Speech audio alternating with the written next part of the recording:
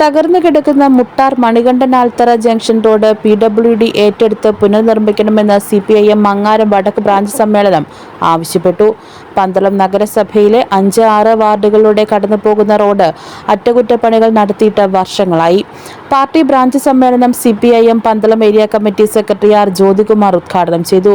NR Keralavarma അധ്യക്ഷനായിരുന്നു. Branch secretary KS Madhusoodanan പ്രവർത്തന report അവതരിപ്പിച്ചു. KH ഷിജു അനുശോചന പ്രമേയവും ഗിരിജ അനിൽ രക്തസാക്ഷി പ്രമേയവും അവതരിപ്പിച്ചു. K.